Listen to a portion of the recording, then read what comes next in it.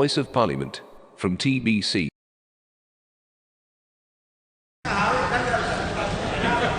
Honorable Rasamanikam. Manghana Katanagatmani. I would like to ask the Honorable Prime Minister to inform this House. Number one, the total number of political prisoners in the country and the number of camps they are detained in.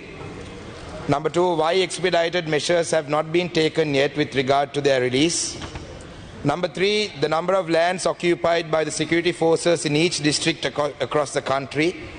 And number four, the number of private lands and the lands of the government officers controlled by the security forces. If not, why?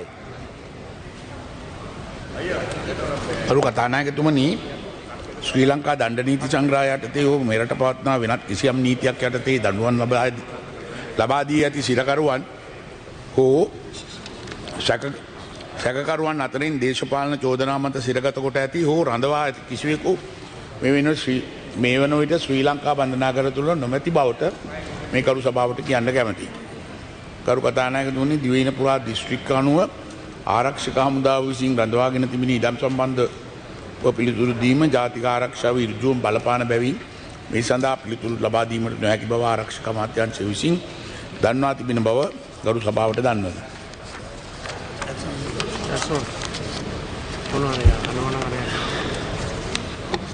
මගේ පළවෙනි අතුරු ප්‍රශ්නය තමයි, my first question is, Honorable Prime Minister, there are people who have been in custody since the time even before I was born.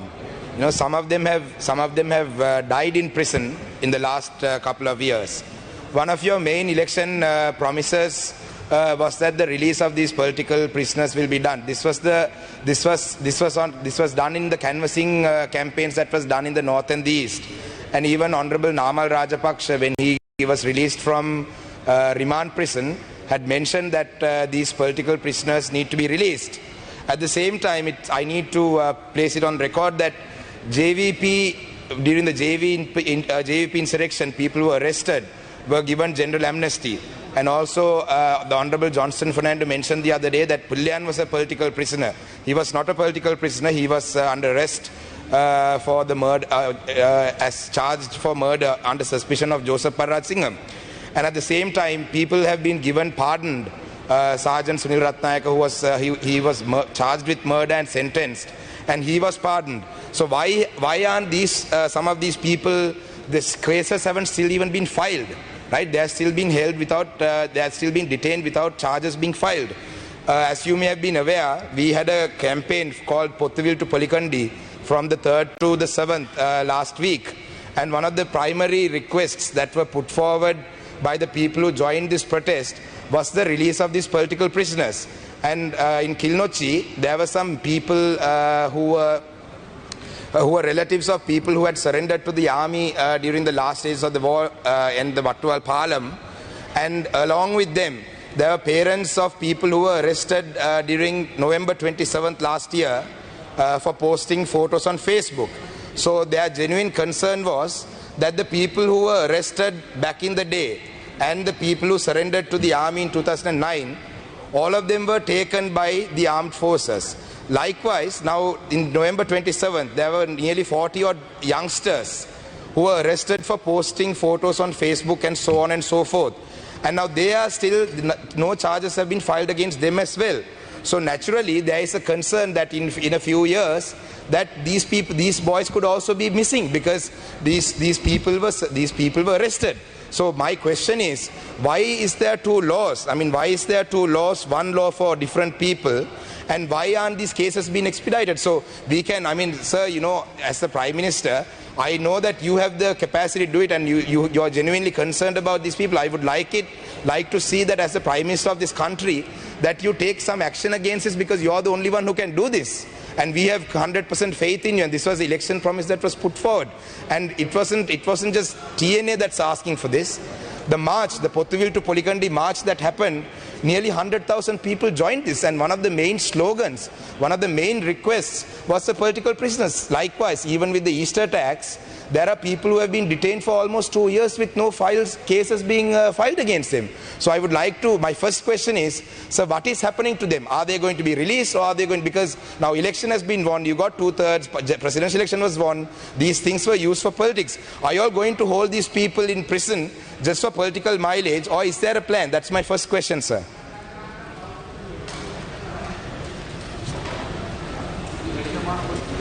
Permission of Honorable Prime Minister, I would like to answer that question of the Honorable Member of the Parliament. First, immediately after the 2009 defeat of the LTT, there were about 12,843 LTT suspects who surrendered to the government. Government rehabilitated them and put them back to the society as a policy.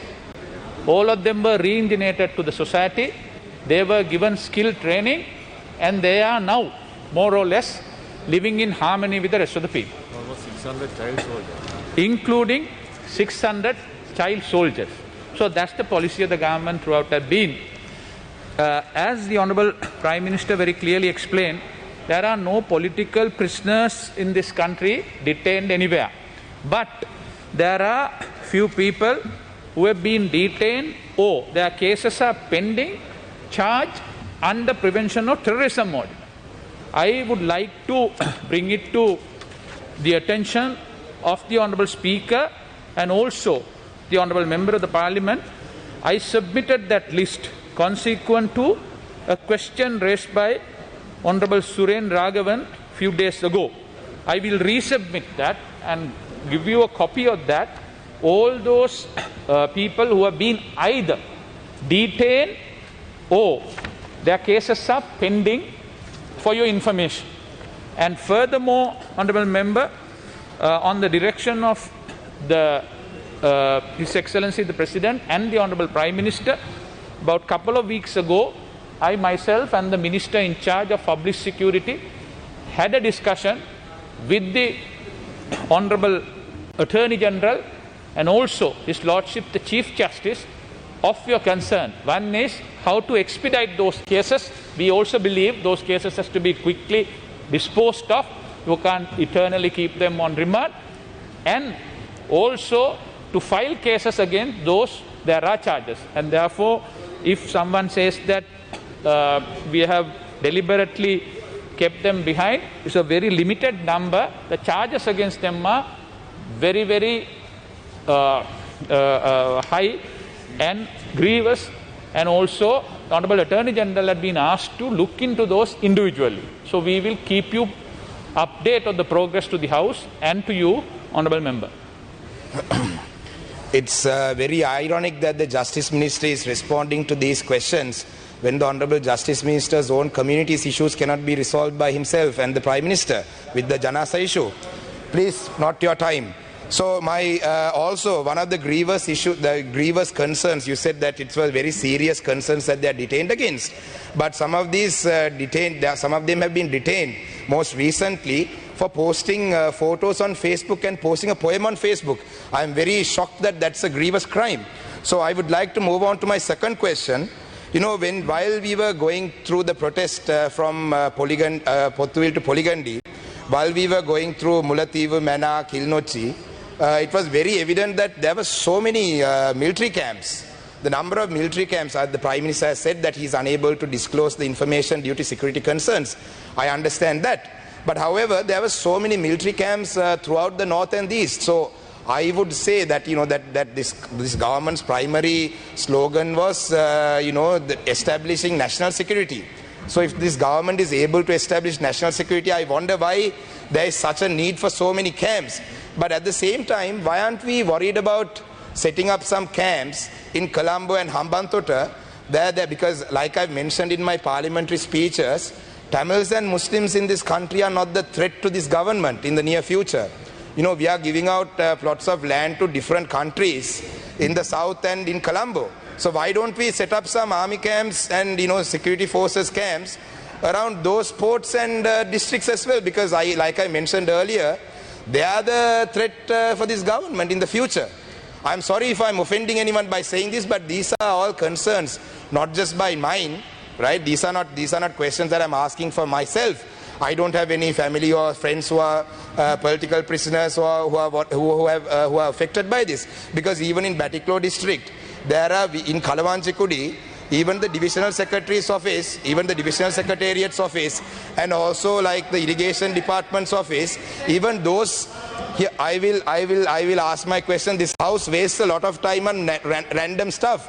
There are a lot of people wasting time on random things. These are questions that are genuine questions that are of the people, right? You mind your own business, right? This is not, you're not the Prime Minister. So my question is, please, right?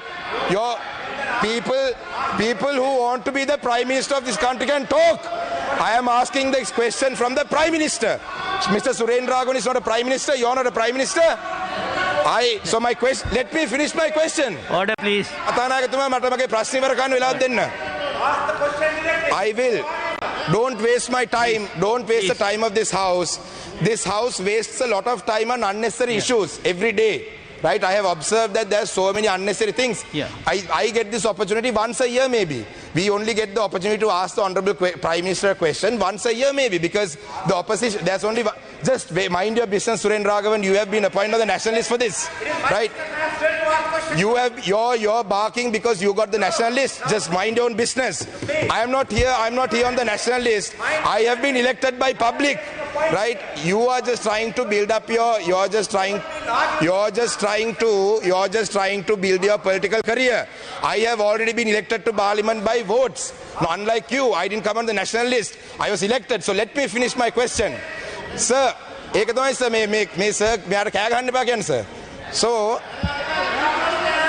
So my question is, sir. Please. Statement, just tell us what is your question.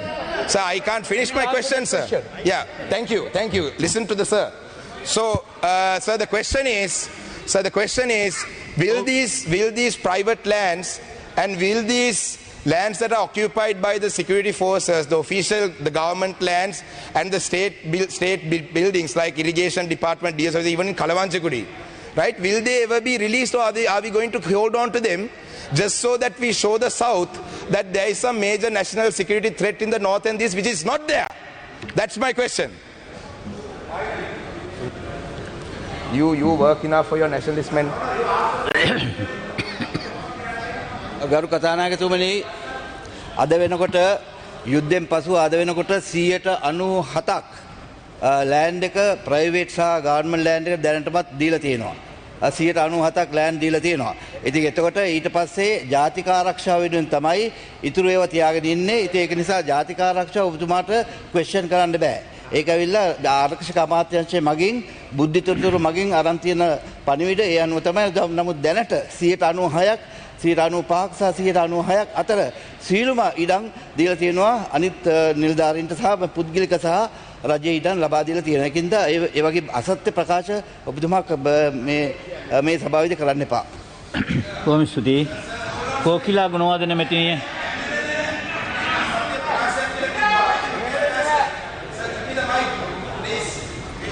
You have finished your questions. You have finished your question. Yes, Rasamanikam. Yeah, Honorable Rasamanikam. Yeah, sir, that you can't mention that it's not true. There are lands. You just came into the house. You just walked in. You didn't listen to the entire question, right? You didn't listen to the entire question, right? So don't say that I'm lying. Okay, so sir, that's it. Thank you, sir. I just wanted to make my point that I wasn't lying. That he just walked in. He didn't even listen to the entire question, sir. That's it. Thank you. Thank you. Yeah, Honorable Nansa. Yeah. Point of order.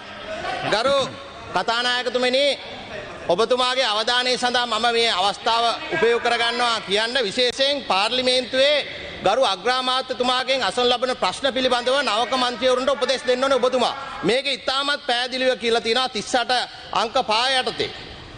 අංක 4 යටතේ. අග්‍රාමාත්‍ය අසන ලබන ප්‍රශ්න තර්ක සහ මත ප්‍රකාශ කිරීමෙන් තොරව අසන ලැබිය යුත්තේ. එනිසා ඔබතුමාගේ වගකීමක් නවක මන්ත්‍රීවරුන්ට කියලා දෙන්න අග්‍රාමාත්‍යතුමාගෙන් ප්‍රශ්න ආදී ඒකට අදාළ විෂයට සහ ඒ කාරණා විතරක් තර්කානුකූලව නොවන ආකාරයට කටයුතු කරන නිසා ඔබතුමාගේ මතය මේ ඔබතුමාගේ සමාජයට ප්‍රකාශ කරන්න හදන්න එපා මෙතන. මෙතන ඇවිල්ලා ඔබතුමාලගේ ආණ්ඩුවක් යාපාල ආණ්ඩුව තිබ්බේ පෞගිය අවුරුදු පාම ඒක විසඳ ගන්න තිබ්බා. ඒක විසඳ ගන්න බැරුව මෙතනට ඇවිල්ලා බොරු බයිලා ගන්නවා මෙතන. ඒ නිසා ඔබතුමාගේ අවධානය යොමු කරන්න කියලා අපි ඉල්ලා සිටිනවා. කෝකිලා ගුණවාදන මැතිනිය. මම අහනවා ගරු කතානායකතුමනි, ගරු අග්‍රාමාත්‍යතුමනි, COVID-19 අභියෝගය. Thank you. Honorable Charles Nirmalnathan, you have 9 minutes. Order please. Honorable Vasantha Yapa to the chair.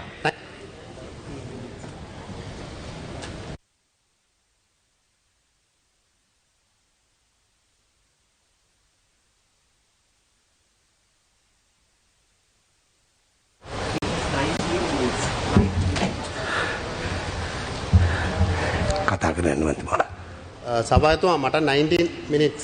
Yeah, you have 19 minutes. Okay. நன்றி தலைமை தாங்கின்ற உறுப்பினர்களே, இன்று கைத்தொழில் அமைச்சினுடைய மாணிக்கக்கல் தொடர்பான சட்டவரைவை முன்மொழிந்திருக்கின்றார்.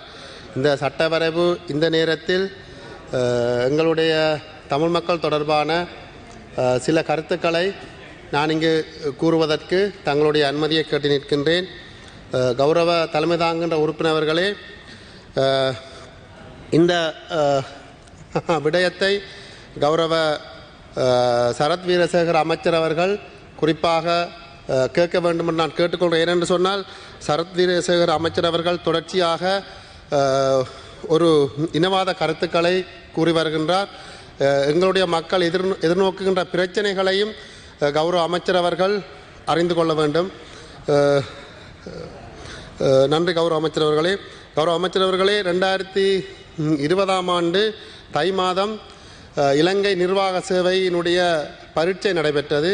2020 ஆண்டு தை மாதம் நடைபெற்ற இலங்கை நிர்வாக சேவையினுடைய பரீட்சையினுடைய பெறுபேறுகள், அதாவது லிமிட்டெட்டுக்கு மட்டும் ஓப்பன் என்னும் பரீட்சை முடிவுகள் வெளியாகவில்லை. நேற்றைய தினம் முடிவுகள் வெளியாகியிருக்கிறது. 53 பேருக்கு 69 பேர் நேர்முக தேர்விற்கு தெரிவாகி இருக்கிறார்கள். அந்த 69 பேரும்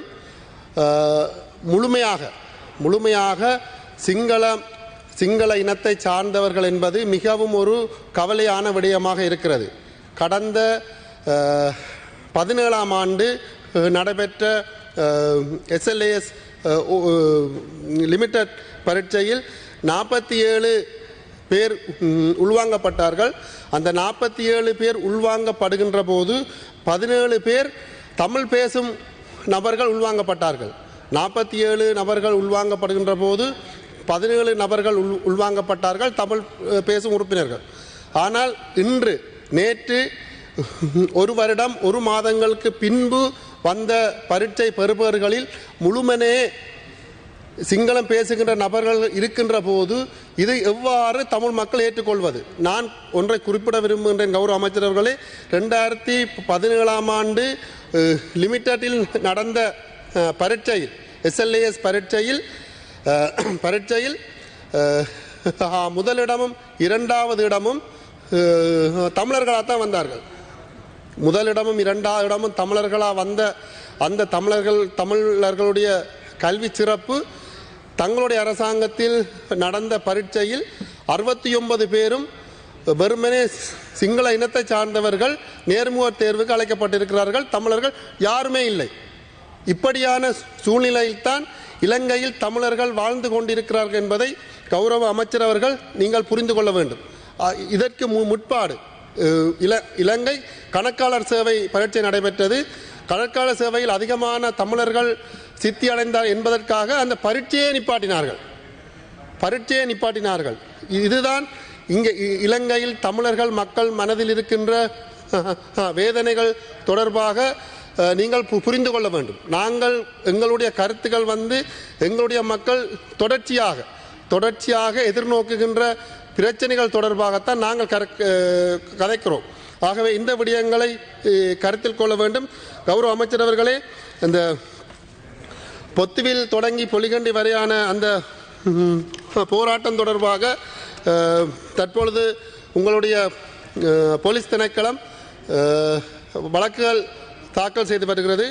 உண்மையில் பொத்துவில் தொடங்கி பொலிகண்டி வரையான இந்த போராட்டம் வடக்கு கிழக்கு சிவில் அமைப்புகளால் மத தலைவர்களால் ஒழுங்குபடுத்தப்பட்டு அதுக்கு தமிழ் இனத்துக்காக குரல் கொடுக்கிற அரசியல் கட்சிகளுடைய ஆதரவு வழங்கப்பட்டிருந்தது. எந்த வகையிலையும் பயங்கரவாத செயல்பாடுகள் அற்ற ஒரு ஜனநாயக முறையில் தான் இந்த போராட்டம் நடைபெற்றது, நடைபவனியாக நடைபெற்று கொண்டு வந்தது. ஏன் இந்த போராட்டம் நடைபெற்றது என்று சொன்னால், ஏற்கனவே இலங்கையில் 2009ஆம் ஆண்டு நடைபெற்ற இனப்படுகொலை, அதைவிட தற்பொழுது இன்று வரை வடக்கு கிழக்கில் தமிழர்கள் என்ற காரணத்தினால் பலவிதமான துன்பங்களை அனுபவித்துக் கொண்டிருக்கிறோம். தமிழர்கள் என்ற காரணத்தினால் அனுபவிக்கின்ற துன்பங்களுக்கு நீதி வேண்டும் என்பதற்காகத்தான் நாங்கள் போராட்டத்தை செய்திருந்தோம். அந்த போராட்டத்தின் போது நாங்கள் சில முக்கியமான கருத்துக்களை கூறியிருந்தோம். நீங்கள் ஒன்றை புரிந்து கொள்ள வேண்டும். வவுனியா முல்லைத்தீவு மாவட்டத்தில் வலுக்கட்டாயமாக 84ஆம் ஆண்டு இடம்பெயர்ந்து வலுக்கட்டாயமாக தமிழ் மக்கள் இடம்பெயர்த்தி விட்டு மகாவலி அதிகார சபையின் ஊடாக வவுனியா முல்லைத்தீவு மாவட்டங்களில் அதிகமான சிங்கள மக்களை குடியேற்றி ஒரு தனிய பிரதேச செயலகம் உருவாக்கி இருக்கிறார்கள். இது நியாயமான கருத்தா? இன்றும் அந்த காணிக்கு சொந்தக்காரர்கள் காணி இல்லாமல் சிங்கள மக்களுடைய காணிகளில் கூலி வேலை செய்கிறார்கள். இது நியாயமான கருத்தா? ஏன் தமிழர்களுடைய நியாயமான கருத்துக்களை, நியாயமான கோரிக்கைகளை நீங்கள் செய்வதற்கு பின்னிக்கிறீர்கள்? நான் கௌரவ அமைச்சர் சமல் ராஜபக்ச அவர்கள் நீர்ப்பாசன மகாவலி அமைச்சராக தெரிவு செய்யப்பட்ட பிற்பாடு நான் அவரிடம் பல தடவை கேட்டிருக்கிறேன். முல்லைத்தீவு வவுனியா மாவட்டத்தில் வந்து சொந்த காணி வைத்திருந்த எங்களுடைய மக்கள் உறுதியும் இருக்கிறது. இன்று எவ்வளவு கஷ்டப்படுகிறார்கள், அவர்களுடைய நிலைமையை நேரில் பாருங்கள் என்று கூறுகின்றேன். அவர் வரவில்லை. இனிமேல் நல்ல தீர்வு வரும் என்று சொன்னார். அப்படி இருந்தபோது தற்பொழுது கூட வவுனியா முல்லைத்தீவு மாவட்டத்தில் நீர்ப்பாசன திணைக்களத்தினால் வெளியோயா பிரதேச இல்லத்துக்கு குடியேற்றப்பட்ட சிங்கள மக்களுக்காக குளங்கள் அமைத்து வயல்காணி கொடுப்பதற்கு நடவடிக்கை எடுக்கிறார்கள். ஆனால் தமிழர்களுடைய காணிகள் பறிக்கப்பட்டவர்களுக்கு இன்று வரை என்ன நடந்தது? அரசாங்கம் எந்த தீர்வும் எடுக்கவில்லை. அதே போல வடக்கு கிழக்கில் இருக்கின்ற சோதனை சாவடிகள், இராணுவ சோதனை சாவடிகள் திட்டமிட்டு தமிழர்களை வஞ்சிக்கின்ற செயல்பாடாக இருக்கிறது. கௌரவ அமைச்சர் அவர்களை நான் கடந்த வாரம் என்னை ஒரு ஆசிரியர் சந்தித்தார். நான் பெயர் குறிப்பிட விரும்பவில்லை. அந்த ஆசிரியர் என்னிடம் கூறியது, தான் பஸ்ஸில் பயணிக்கின்ற போது அந்த இராணுவ சோதனை சாவடியில், மன்னார் பாலத்துக்கு அருகாமையில் இருக்கின்ற சோதனை சாவடியில் என்னுடைய ஹேண்ட்பேக்கை இராணுவ வீரர் சோதிக்க முற்பட்ட போது தன்னுடைய கையை பாலியல் ரீதியாக தடவித்தான் தன்னுடைய பேக்குக்குள் ஹேண்ட்பேக்குள் கை வைத்து பரிசோதித்தார். எனக்கு தெரியாத அவர் எப்படி என்னை தொடுகிறார் என்பது எனக்கு தெரியாதாண்டு என்னிடம் கூறியிருந்தார். கௌரவ அமைச்சர்களை, நீங்கள் ஒரு விஷயத்தை புரிந்து கொள்ள வேண்டும். அந்த சோதனை சாவடிகளால் செல்கின்ற யாராக இருந்தாலும் முழுமையான சோதனைக்கு உட்படுத்தப்பட்டு செல்கிறார்கள். இது மன்னாரில் மட்டுமில்லை, வடக்கில் கிழக்கில் பல இடங்களில் தமிழர்களை வஞ்சிக்கிறதுக்கு ஏற்ப செயல்பாடாக இருக்கிறது. நான் இந்த விடயங்கள் தான் மக்களுடைய ஒரு வடக்கு கிழக்கில் ஜனநாயக போராட்டம் ஒன்று ஆரம்பித்த போது மக்கள் ஆர்வமாக, இளைஞர்கள், யுவதிகள், பெரியவர்கள் ஆர்வமாக வந்ததற்கு காரணம் உங்களுடைய அடக்கு முறையினால்தான் இந்த மக்கள் இவ்வளவு திரண்டார்கள். மக்கள் போராட்டம் வெற்றி அளித்தது. இலங்கையில் தமிழர்கள் அடிமையாக இலங்கை அரசாங்கத்தால் தொடர்ச்சியாக எங்களுடைய மக்களை வஞ்சித்துக் கொண்டு இன அழிப்பு செய்து கொண்டு இருக்கிறார்கள். இந்த SLAS பரீட்சை கூட ஒரு வகையில் இன அழிப்புத்தான். எதிர்காலத்தில் தமிழர்கள் இந்த தீவில் இல்லாமல், இந்த நாட்டில் இல்லாமல் செய்வதற்காக செய்யப்பட்ட ஒரு செயல்பாடுதான் இந்த SLAS பரீட்சை முடிவுகள்.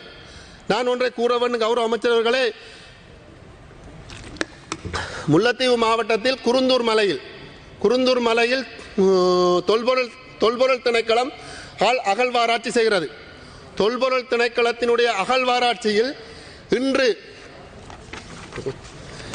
தொல்பொருள் திணைக்களத்தினுடைய அகழ்வாராய்ச்சியில் இன்று பல்லவர் காலத்து 8 முகம் தார சிவலிங்கம் ஒன்று கண்டெடுக்கப்பட்டிருக்கிறது. வடக்கு கிழக்கில் இன்று தொல்பொருள் திணைக்களம் இராணுவத்தினுடைய ஆக்கிரமிப்புடன் ராஜாங்க அமைச்சர் விதுர் விக்ரமநாயக்க வந்து தொல்பொருளை ஆரம்பித்த அங்கு தொல்பொருள் பணிகள் நடந்து கொண்டிருக்கு. இன்று அங்கு கிடைக்கப்பெற்றது பல்லவர் காலத்து சிவலிங்கம். வடக்கு கிழக்கில் மட்டுமல்ல, புலனர்வ, அனுராதபுரம், காலி போன்ற மாவட்டங்களில் தொல்பொருள் திணைக்களம் உண்மையாக செயல்பட்டால் அங்கு தமிழர்களுடைய அடையாளங்கள், இந்துக்களுடைய அடையாளங்கள் தான் அங்கு முன்னுக்கு வரும் என்பதை நான் கௌரவ அமைச்சர் அவர்கள் நீங்கள் புரிந்து கொள்ள வேண்டும். நாங்கள் வடக்கு கிழக்கில் ஒரு நிம்மதியான வாழ்க்கைக்காகத்தான் நாங்கள் போராடி கொண்டிருக்கிறோம். நாங்கள் தனியே நீதிமன்றம் வைத்து தனியே காசு அச்சிட்டு நாங்கள் அதற்காக போராடவில்லை. இன்று எங்களுடைய மக்கள் வடக்கு கிழக்கில் இலங்கையில் இருக்கிற சகல மக்களும் வாழக்கூடிய வகையில் வடக்கு கிழக்கில் தமிழர்கள் வாழ வேண்டும் என்பதுதான் எங்களுடைய கோரிக்கைகளாக இருக்கிறது. அந்த கோரிக்கைகளுக்காகத்தான் இந்த போராட்டம் நடைபெற்றது. இந்த போராட்டம் என்பது இலங்கை அரசாங்கம் ஒன்றை புரிந்து கொள்ள வேண்டும். அடக்குமுறையால் தமிழர்களை அடக்க முடியாது என்பதை நீங்கள் புரிந்து கொள்ள வேண்டும். அடக்குமுறையால் தமிழர்களை அடக்க முடியாது. அதே நேரத்தில் வடக்கு கிழக்கில் இவ்வளவு பிரச்சனைகள் இருக்கிறது என்பதை சர்வதேச நாடுகளுடைய கவனத்திற்கு கொண்டு வருவதற்காகவும் இந்த போராட்டம் நடைபெற்றது. சர்வதேச நாடுகளுடைய மனித உரிமை பேரவை இந்த மாதம் ஆரம்பிக்க இருக்கிறது. அந்த நேரத்தில் தமிழர்களுக்கு உண்மையான நீதி கிடைக்க வேண்டும் என்பதற்காகவும் இந்த போராட்டம் ஆரம்பிக்கப்பட்டது. போராட்டத்தில் ஆயிரக்கணக்கான மக்கள் பங்களிப்பு செய்தார்கள். போராட்டமும் வெற்றி பெற்றது. இந்த போராட்டத்தின் மூலம் இலங்கை அரசாங்கம் ஒன்றை புரிந்து கொள்ள வேண்டும். தமிழர்கள் அச்சுறுத்தலால் அடக்க முடியாது. அவர்களுக்குரிய நிம்மதியான சூழலை வடக்கு கிழக்கில் உருவாக்கி தமிழர்கள் இனம் சார்ந்து, மொழி சார்ந்து, மதம் சார்ந்து, கலாச்சாரம் சார்ந்து அவர்கள் வாழ்வதற்குரிய வழிவகைகளை ஏற்படுத்துவதற்கு அரசியல் ஜாப்பில் மாற்றங்களை கொண்டு வந்து இந்த சூழலை, தற்பொழுது இருக்கின்ற சூழலை இல்லாதொழிக்க வேண்டும். அதற்கு நீங்கள் செய்ய மாட்டீர்கள் என்ற கருத்து இருக்கிறது. எங்களுக்கு நம்பிக்கை இல்லை. இலங்கை அரசாங்கம் தமிழருக்குரிய தீர்வை தரும் என்பதில் எந்த நம்பிக்கையும் இல்லை. அப்படி இருக்கிற போதுதான் நாங்கள் சர்வதேசத்திடம் கேட்க நிற்கின்றோம், எங்களை மக்களுக்குரிய தீர்வை பெற்றுத்தாருங்கள். இந்த நடைபெற இருக்கின்ற ஐநா மனித உரிமை பேரவையில் தமிழர்களுக்கு இழைக்கப்பட்ட அநீதி 2009ஆம் ஆண்டு மிக கொடூரமாக எங்களுடைய இனம் அழிந்தது. அது மட்டுமல்லாமல் தற்பொழுதும் எங்களுடைய காணிகள் அபகரிக்கப்பட்டு எங்களுடைய மக்களுடைய வாழ்க்கை முறைமை ஒரு அச்சுறுத்தலுக்கு மத்தியில் வாழ்ந்து கொண்டிருக்கிறார்கள். கௌரவ அமைச்சர்கள், நீங்கள் காலை குறிப்பிட்டிருந்தீர்கள், இராணுவம் 97 வீதமான காணிகளை விடுவித்து விட்டார்கள் என்று. அந்த கூற்று முற்றிலும் பொய்யான, உண்மைக்கு புறம்பான தகவல்.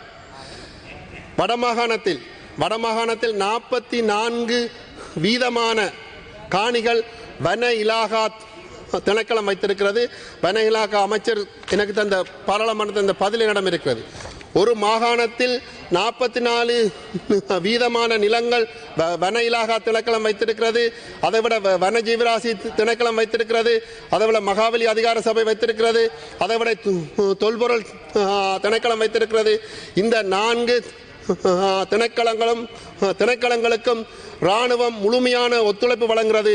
இந்த இராணுவமும் மகாவலியும் தொல்பொருள் திணைக்களமும் வன ஜீவராசி திணைக்களமும் வன பாதுகாப்பு திணைக்களமும் முழுமையாக தமிழர்களுடைய நிலங்களை அபகரிக்கின்ற செயல்பாடும் சிங்கள மக்களை எங்களுடைய பிரதேசத்தில் குடியேற்றுகின்ற செயல்பாடும் தான் தொடர்ச்சியாக இந்த திணைக்களங்களுக்கு இராணுவம் தொடர்ச்சியாக உதவி வருகிறது என்பதை நீங்கள் புரிந்து கொள்ள வேண்டும். அங்கிருக்கின்ற வனையிலாகா திணைக்களத்தினுடைய காணிகளில் இராணுவம் சென்று மரம் வெட்டுகிறது, அவர்களுக்கு வேண்டிய விஷயங்களை செய்கிறார்கள். ஆனால் அங்கு எங்களுடைய மக்கள் ஏதாவது ஒரு விடயத்துக்கு சென்றால் அடிக்கிறார்கள். கௌரவ அமைச்சர் அவர்களே, எங்களுடைய கவனத்திற்கு ஒரு விடயத்தை கொண்டு வர வேண்டும். நேற்று மன்னார் மாவட்டத்தில் மாந்தை மேற்கு பிரதேச செயலர் பிரிவில் இருக்கின்ற சன்னார் கிராமத்தில் STF படப்பிரிவு அங்கு சென்று பெண்களுக்கு இளைஞர்களுக்கு தாக்கி இருக்கிறார்கள். இதுக்கு உங்களுடைய அரசாங்கத்தினுடைய பதில் என்ன? ஒரு சிங்கள கிராமத்தில் ஒரு சிங்கள மாவட்டத்தில் சென்று ஒரு STF ஒரு இளைஞரை கையில் பிடித்து இழுக்க முடியுமா என்பதை நான் உங்களிடம் கேட்க விரும்புகின்றேன். நேற்று மன்னார் மாவட்டத்தில் மாந்தை மேற்கு பிரதேச செயலாளர் பிரிவில் STF படப்பிரிவு அங்கிருக்கின்ற இளைஞர்களை தாக்கி இருக்கிறது, அங்கிருக்கின்ற பெண்களை தாக்கி இருக்கிறது. உங்களுடைய அரசாங்கம் எங்களுடைய பிரதேசத்தில் இருக்கின்ற படைத்தரப்புக்கு முழுமையான அதிகாரங்கள் வழங்கப்பட்டு அவர்கள் அங்கு நினைத்ததை, புலனாய்வாக இருக்கலாம், போலீஸாக இருக்கலாம், STF இருக்கலாம், இராணுவமாக இருக்கலாம், நினைத்ததை அவர்கள் தொடர்ச்சியாக செய்து கொண்டிருக்கிறார்கள். அப்படிப்பட்ட சூழ்நிலையில் தான் எங்களுடைய மக்கள் ஒடுக்குமுறையில் தான் வாழ்கிறார்கள். நீங்கள் போராட்டத்தில் கலந்து கொண்ட போராட்டத்தில் வந்த மக்களை போராட்டத்தை பொத்துவில் தொடக்கம் பொலிகண்டி வரையான போராட்டத்தை ஏன் கொழும்பை தளமாக கொண்டு இயங்குகிற ஊடகங்கள் வெளியிடவில்லை என்று தற்போது தற்போது இலங்கை தூதுவர் நேற்று ட்வீட் பண்ணியிருக்கிறார். ஏன் தனக்கு ஆச்சரியமாக இருக்கிறது, இலங்கையில் கொழும்பை தளமாக கொண்டு இயங்குகின்ற ஊடகங்கள் ஏன் அந்த பேரணியை காட்டவில்லை, பேரணியை நடைபெற்றதை காட்டவில்லை என்பதை கூறியிருக்கிறார்கள். ஆகவே சர்வதேசத்திடம் கேட்க விரும்புவது, நாங்கள் கேட்பது என்னன்னு சொன்னால், எங்களை மக்களுக்குரிய சரியான நீதி வேண்டும் என்பதை நான் இந்த நேரத்தில் கேட்டுக்கொள்ள விரும்புகின்றேன். அதே நேரத்தில் அண்மையில் நாட்டினுடைய ஜனாதிபதி அவர்கள் 2009ஆம் ஆண்டு யுத்தம் முடிவுற்ற போது மோசமான படுகொலைகள் நடைபெற்றதா என்பதை ஆராய்வதற்கு ஒரு குழு நியமித்திருக்கிறார். அந்த நல்லதே ஒரு பொறுப்பு வாய்ந்த பதவியில் நியமித்தவர்கள் யார்? இலங்கையிலுடைய சிங்கள மக்களுடைய தமிழ் மக்களுடைய நட்பெயர்களை பெற்றவர்களா? இல்லை. கடந்த காலங்களில் அவர்களுக்கு எதிராக நீதிமன்றங்களில் வழக்குகள் தாக்கல் செய்யப்பட்டு இன்றும் அந்த வழக்குகள் நிலுவையில் இருக்கிறது. 2012ஆம் ஆண்டு ஐநா மனித உரிமை பேரவைக்கு சென்று இலங்கையில் எந்த விதமான போர்க்குற்றங்களும் நடக்கவில்லை, முள்ளிவாய்க்காலில் எந்த விதமான பொதுமக்களும் இறக்கவில்லை என்று ஜெனீவாவில் சாட்சியம் அளித்தவர்கள் இன்று இந்த ஜனாதிபதியால் நியமித்த குழுவுக்கு தலைமை தாங்குகிறார்கள். அப்படி இருக்கின்ற போது எப்படி அந்த குழுவினுடைய அறிக்கை உண்மையாக இருக்கும்? இந்த குழுவினுடைய அறிக்கை கேலி கூத்தானது என்று மனித உரிமை செயற்பாட்டாளர் ஜஸ்மின் சூக்கா அவர்கள் சொல்லியிருக்கிறார். இந்த செயல்பாடு உங்களுடைய குழுவினுடைய அறிக்கை அரசாங்கத்தினுடைய ஜனாதிபதியினுடைய சிந்தனையை கொண்டு வருவதற்காகத்தான் குறிப்பிட்ட தன் சார்ந்தவர்களை நியமித்து அதன் ஊடாக குழுவினுடைய அறிக்கையாக நீங்கள் ஜெனீவாவில் சமர்ப்பிக்க இருக்கிறீர்கள். நான் கூற விரும்புகிறேன் என்றால், உங்களுடைய கருத்தை, உங்களுடைய செயல்பாடுகளை, உங்களுடைய குழுவினுடைய அறிக்கையை ஏற்றுக்கொள்வதற்கு சர்வதேசம் தயாராக இல்லை. அதற்கு எடுத்துக்காட்டு இந்த பொத்துவில் தொடக்கம் பொலிங்கண்டி வரையான இந்த போராட்டம். මෙතුමාට මට උත්තර දෙන්න ඕන. මගේ නමත් කියලා යම්කිසි ප්‍රශ්න වගේක් යවුවා. ඒකින්ද මෙතුමා කතාවෙන් පස්සේ මට විනාඩියක් දෙන්න උත්තර දෙන්න. හොඳයි. ஆகவே கௌரவ அமைச்சர் அவர்களே, நீங்கள் முதல் ஒன்றை புரிந்து கொள்ள வேண்டும். வடக்கு கிழக்கில் வாழ்கின்ற மக்கள் அவர்களுடைய நிம்மதியான வாழ்க்கைக்கு என்ன இடையூறு இருக்கிறது? நீங்கள் தயாரானால் நான் உங்களோட கதைக்க தயாராக இருக்கிறேன். நிம்மதியான வாழ்க்கைக்கு எங்களுடைய மக்கள் என்னென்ன விதத்தில் கஷ்டப்படுகிறார்கள், வஞ்சிக்கப்படுகிறார்கள் என்பதை முதலில் புரிந்து கொள்ள வேண்டும். நாங்கள் கௌரவ ஜனாதிபதி அவரிடம் ஒரு மனுக்கள் கொடுத்தோம். 16 பாராளுமன்ற உறுப்பினர்கள் கையெழுத்திட்டு அரசியல் கைதிகளுடைய விடுதலை தொடர்பாக நான் உங்களுடன் கதைக்கின்றோம், ஜனாதிபதியுடன் கதைக்கின்றோம், நீதியமைச்சருடன் கதைக்கின்றோம், எங்களுக்கு இதற்கு ஒரு வழிவகையை செய்து தாருங்கள் என்று. ஆனால் இன்று வரை எந்த விதமான முடிவும் இல்லை. இன்றைக்கு நான் ஒன்றை கேட்க விரும்புகின்றேன். இந்த SLAS பரீட்சையுடைய முடிவுகள் இந்த அரசாங்கத்துக்கு ஜால்ரா அடித்துக் கொண்டிருக்கிற தமிழ் பாராளுமன்ற உறுப்பினர்கள், தமிழ் அமைச்சர்கள், அரசாங்கத்தை வாழ்பிடிக்கின்ற அரசியல் கட்சிகளுடன் நான் கேட்க விரும்புகின்றேன். இந்த SLAS பரீட்சையில் 69 முழுமையான சிங்கள உறுப்பினர்கள் தேர்வாயிருக்கிறார்கள்.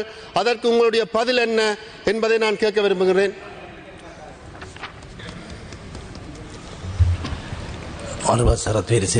ගරු සභාපතිතුමනි, මෙතුමා මගේ නම ප්‍රධාන කළා යම්කිසි ප්‍රශ්නයක් ඇහුවා.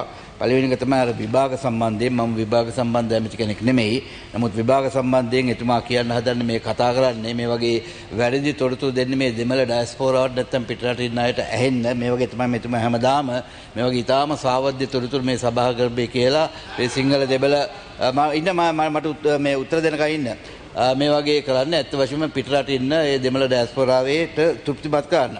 විභාගයක් දෙමළ වීම නිසා මේ අසමත් කරනවා කියන එක ඉතාම පට්ටපල් බොරුවක්. ඉතින් එහෙමනම් ඒගොල්ලන්ට රීකරෙක්ෂන් දාන්න පුළුවන්. ඉතින් ඒක විභාග පිළිබඳ කොමසාරිස්වරයාගෙන් අහන්න. දෙවෙනි එක තමයි උද්ඝෝෂණ කියන එක මේ කොළඹත් අපි නවත්තනවා. මොකද කොවිඩ් එක නිසා මේ කට්ටිය එකතු කරන එක මේ තහනම් කරන්න ඒ තහනම් නියෝගයෙන් නොතකා තමයි තමුන්නාන්සලා ගිහිල්ලා මේ උද්ඝෝෂණය කළේ. තුන්වෙනි එක තමයි ඔබතුමා කියන සමූල ඝාතනය කරනවා කියලා.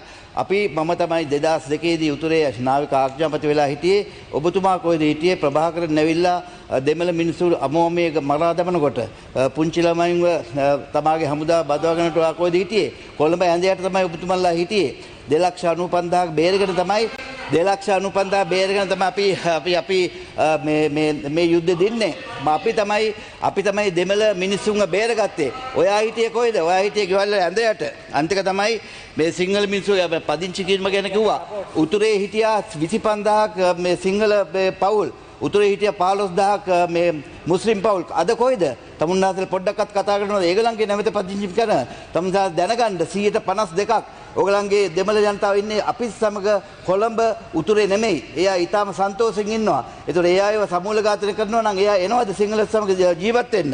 ඒකයි අන්තික තමයි චෙක් කරන එක චෙක් කරන්නේ ඕගලන්ගේම හොඳට. මොකද ඕගොල්ලෝ මේ ඊළම් සීන නැති කරන්න. ඕගොල්ලෝ තමයි මේ තරුණ ළමයින්ව බොරුවට උසිගන්නලා බුද්ධි ගලණය කරලා මොළ සෝදලා කරන්නේ. තමුන්නාසලව තමයි අත් වශයෙන්ම අත්අඩංගුවට ගන්න ඕනේ. නිකන් හරි නැවතවරක් ත්‍රස්තවාදී ඇති වුණොත්. ඒකට සම්පූර්ණයෙන්ම ඔබතුමාවක් කියන්න ඕනේ. ඒ වගේ තමයි මේ ඉඩම් දෙනවා කියන එක ඉඩම් දෙන්නේ පුද්ගලිකයන් නම් තමයි මම කිව්වේ 90%, 95%, 96%ක් අපි දීලා තියෙනවා කියලා හමුදාව.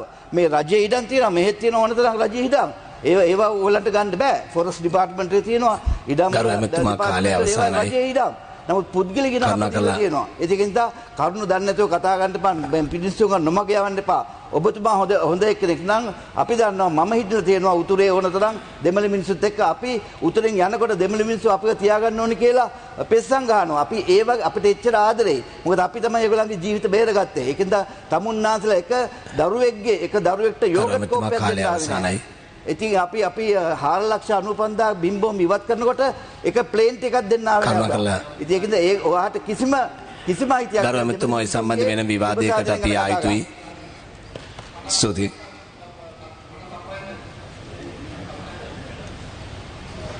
ගරුමන්තුමා මම කියන්නේ අපි ජනතාවට ප්‍රශ්න තියෙනවා. ඔබතුමා එන්න කැමතිද කතා කරන්න? අපි චෙක් පොයින්ට් එකේ අවිල බලන්න. අපි ජනතාවට උගොල්ලෝ අමුදාවේ පොලිසිය කොච්චර වද කරනවා කියලා අවිල බලන්න. නෑ බොරු කියලා නෑ ඇත්ත කියන්නම්. මම කොළඹ හිටියේ නෑ, ඉන්දියාවේ හිටියේ නෑ, ලන්ඩන් හිටියේ නෑ. මම හිටියේ වන්නියේ තමයි ඉඳ යුද්ධ කාලේ හිටියා. මම වන්නියේ මුල්ලතී හිටියා, මන්නාරම හිටියා. මම මුල්ලතී හිටියා. ඊළඟ කතිකයට යන්න වෙනවා. මේක වෙන විවාදයකට ගන්න වෙනවා ගරුමැතිතුමා. මම අනිත් මිනිස්සු වගේ මම නෙමෙයි. මගේ ගරු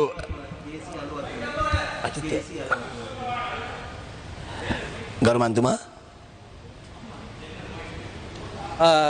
கௌரவ சார்ல்ஸ் எம்பி அவர்களே, மன்னார் சன்னார் கிராமத்தில் எஸ்டிஎஃப் அந்த கிராமத்தில் தாக்கினதா இப்போ ஒரு கதை ஒன்று சொன்ன நீங்க அந்த மாவட்ட ஜிஏ டிஎஸ் அந்த அதிகாரிகள் எல்லாத்துக்கும் நான் இப்போ தொலைபேசியில் தொடர்பு கொண்டு கேட்டேன்.